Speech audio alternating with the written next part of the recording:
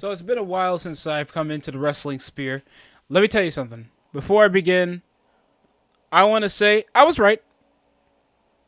I was always right. Besides that, AEW has sunk into the abyss that I foreshadowed, and I think plenty of wrestling fans have foreshadowed for the past few years. Now, making it past over 5 years while averaging above half a million in viewership, nothing to scoff at. If this was knowing this is a highly new wrestling product with its own original roster of disgruntled WWE talent. Now we have disgruntled WWE talent, AEW talent, transitioning back to WWE.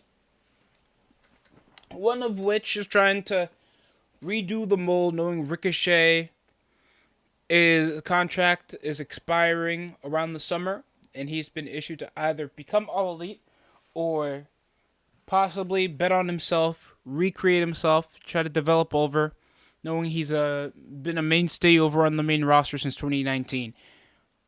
Ricochet, I have no concern for Ricochet. No offense, no offense.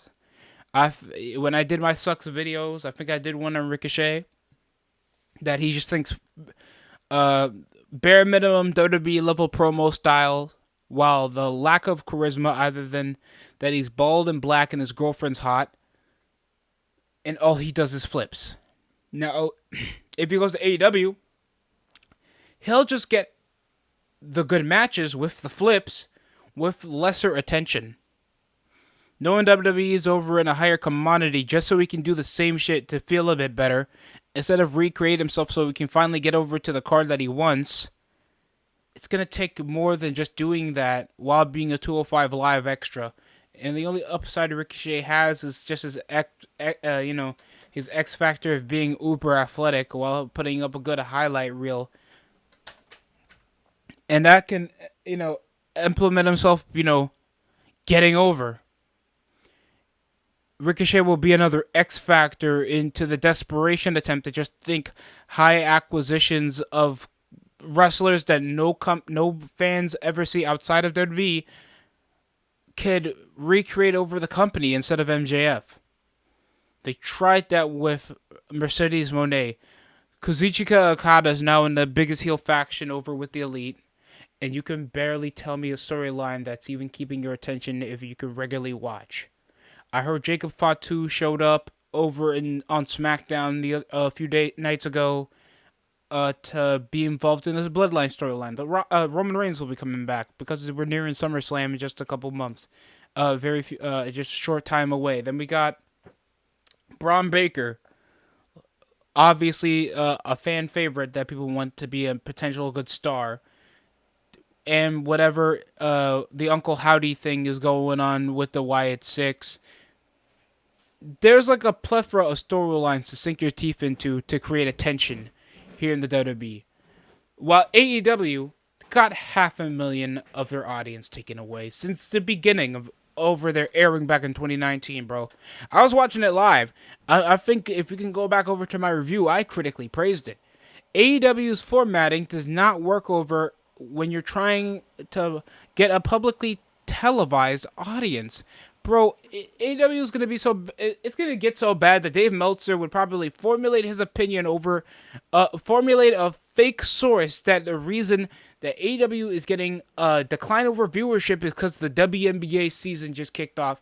If that's the case, man, I would just throw it away. There is no semblance of competition. The only source of sport activity that's going to be catching anybody's attention is the NHL Stanley Cup, because the Oilers are coming back out of this outstanding deficit against the Florida Panthers. Baseball season might be heating up around the season, but guess what? Most people are watching around midday. And the European tournament, the Euros, their best game airs around like 3 p.m. Eastern. So most big events are happening midday. You're the most viewed around primetime showing, and you're getting declined half your audience, even your hardcore audiences, regularly leaving over the product. Even fans that would, regularly defend you guys and like that style of wrestling, are like, this is not working for me. Because AEW is doing the things that I've heavily critiqued, and there's been wrestling fans that's been on this channel and even notable guys around the business saying that this is not going to work to get your show over or even gravitate, because AEW has done the same shit and thinking that it's going to heal the wound or make it look better. No, it does not. Having 200 stars that do the same stuff and can't get over to spot up to, uh, they can't tell themselves apart, and then they're up in catering, will not help the show. Having 5 tag team matches and having your world champion be mid card just to fit a diversity quota will not help your show grow. Not elevating any type of long term storytelling will not help your show grow. Situational heel turns and babyface turns will not help your show grow. Having Hangman Adam Page go to business to himself to rectify heat that could turn into an absolute civil war around the locker room to cause your biggest star ever from CM Punk to leave to go back to a company that he also burned bridges with to make now that show the biggest talking point in back to wrestling will not help your show grow. Cody Rhodes leaving was also a major thorn into their side. And guess what? AEW has done that to themselves. And Tony Khan just can't learn. Because guess what? He's coming around always defending his show over on Twitter. When are you going to get it that you should be focusing on trying to build up over to within until you try to compete? 2010 TNA was big. It's the biggest contributor to that. Thinking that they got the critical praise, they have the fan base, they got the influence, they got the money, they have a good TV network as well over with Spike. They pulled over Hulk Hogan, one of the most recognizable faces over in the company, to be an ambassador, and they shit it down the water. They could not compete with Road to WrestleMania 2010 WWE at the time. And they had to decline back over to Thursdays, and they were still airing until like 2014 over in Spike TV. That's now called Paramount. AEW is doing this to themselves. They have an incompetent owner that can't go down to earth for anything, that is too unrealistic with his promoting of the product. Wrestlers that can't stand out, that can't get over, with poor formatting, and no onlooking on the future. There's not even a structural roster. We have we have more belts than I have degrees, bro. Like, we literally have the International Championship, Continental Championship. Why? Why, if you have 2 mid-card belts? That should be at least a limit. Into one for like a weight class and one for like the second best out of the main event. Then a 6-man tag, all because fans like 6-man tags. They don't like 6-man tags that much. Only if there's star power involved. If you want multi-man tag matches. Not just because for the sake of wrestling. Tag team titles that you've completely forgot about. We have 1 mid-card women's belt. There's probably going to be a AEW women's tag team belt with the surplus over a bare minimum of a women's roster that they barely concentrate on. Nobody can stand out over as a star. I forgot that Swerve Strickland is the world champion. Fucking post-Kofi Mania effect. Well, all because you think you got a black guy as champion means that all your riddles have been solved, fitting over a diversity quota. You can't get over, bro. You have no directable face of the company. You could say it's Kenny Omega, but I know damn well nobody wants to see Kenny Omega regularly. Chris Jericho's pregnant. You got like so many guys that cannot solidify over your roster, and there's already an exaggerated amount of TV for a new product. We had to wait until 97 until Thunder even aired. And WCW was airing for before that. Nearly a decade of airing. Until they got Thunder after successful pay-per-view buys from one of their biggest pay-per-views that they were able to do over a B show because people wanted to see more WCW. What the hell have you guys done? People are still talking about this year's WrestleMania. Nobody talked about this year's Double or Nothing. So just try to downgrade over to your own level until you guys actually find the level that you are at to try to sustain any type of chance of you guys even keeping yourself over in the Turner Network. Because even they're pushing upon dead weight, knowing that they were even risking letting NBC take over the NBA because it's a bigger deal. And you guys would be cheap.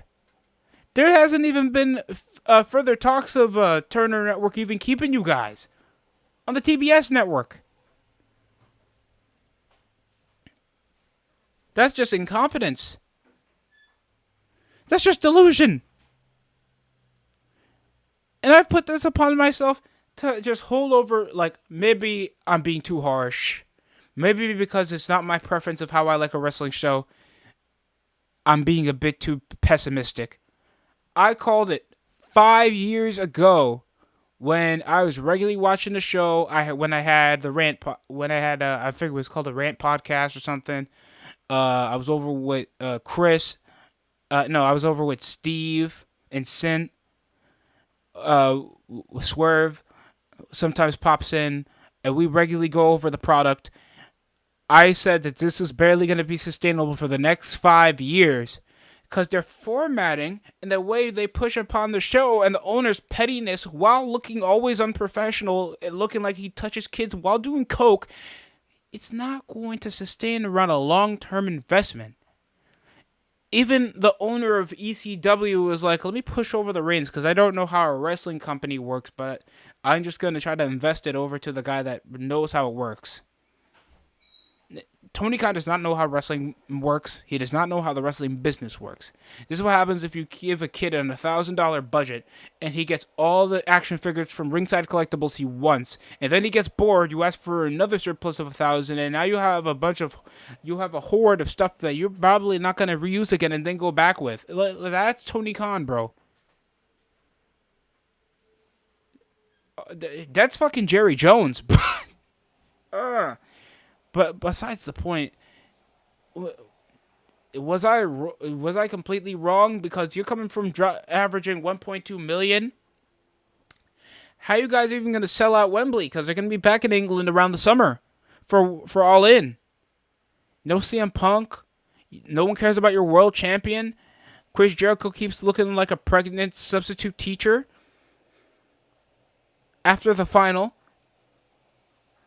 And just your roster gets injury riddled and irrelevant in just the span of 3 months.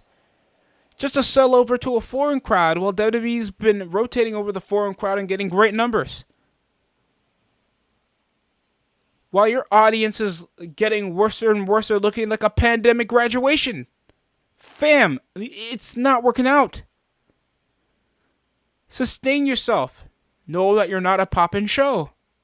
And try to create over an atmosphere so you can become a popping show when the numbers go up. You can promote yourself more because you're just not WWE level. And AEW is just too prideful to know that. Tony Khan's too prideful to even know that. And that's what sustains them. Stop making these big acquisitions. Learn what you want your show to be. And then the rest will grow to you. This is not like a YouTube channel while you can lose over the algorithm, but still recoup and still have that push of creative freedom. While you have the risk over demonetized, you can still be profitable outside of the YouTube content. Same thing over with AEW, where while you keep going at the lane that you are and it's not sustainable to keeping attention, you're going to get cooked and then out of television where you have to push over to streaming that's going to be over lesser advertising. Lesser monetization and less global influence. Like, it won't surprise me come 2025 that you guys will be on the Fight Network. Even there's more sustainability with current TNA with Jeff Hardy drunk than you guys are with a healthy Bryan Danielson. Tell me how you guys feel down below. You think I'm being too harsh, or this been a long time coming for AEW, knowing that the lane that they were trying to be on? That's it for me.